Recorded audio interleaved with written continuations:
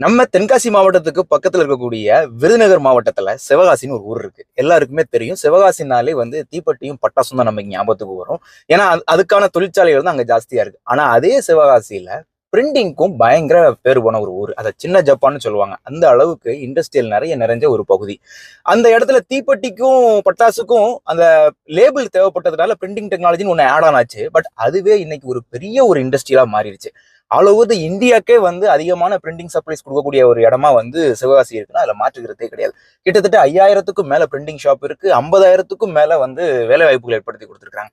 இன்னைக்கு தீப்பெட்டி தொழிற்சாலைனாலேயோ மற்ற வெடி தொழிற்சாலைனாலேயோ ஏதாவது பாதிப்புகள் ஏற்பட்டு அது நலிவடைஞ்சுக்கிட்டே வந்துச்சுனாலும் அந்த பிரிண்டிங் டெக்னாலஜி இருக்கு பாத்தீங்களா, அது நாளுக்கு நாள் கூடிக்கிட்டே போகுது. நிறைய டிஃப்ரெண்டான கேலண்டர்ஸ், பேம்லெட்ஸ் எல்லாமே அங்க இருந்தா அடிச்சு வெளியே கொண்டு வராங்க. அது மட்டும் இல்லாம பிரிண்டிங்க்கு தேவையான உதிரி பாகங்களும் அங்கேயே இப்ப தயாரிக்க ஆரம்பிச்சிட்டாங்க அப்படிங்கிறது ஒரு பெரிய விஷயம். ஸோ அது மாதிரி நம்மளுடைய சூழ்நிலையையும், நம்மளுடைய மாவட்டத்தினுடைய சூழ்நிலையையும், நம்மளுடைய மாவட்டத்தினுடைய வழக்கு முறைகளையும் பயன்படுத்தி எந்த மாதிரி டெக்னாலஜியை நாம இப்போ இனிஷியேட் பண்ண நினைச்சோம்னா இன்னும் ஒரு 10 வருஷத்துல அது எவால்வ் ஆகும் அப்படிங்கிறத நாம இப்பத்துல இருந்தே பேச ஆரம்பிச்சா மட்டும்தான் அது நடக்கும். கிட்டத்தட்ட 1950கள்ல இது அந்த சிவகாசியில பேச ஆரம்பிச்சு இன்னைக்கு அது ஒரு பெரிய இண்டஸ்ட்ரியா மாறி மக்களுக்கு வேலை வாய்ப்புகள் கொடுக்கக்கூடிய ஒரு நகரமா அது மாறி இருக்கு.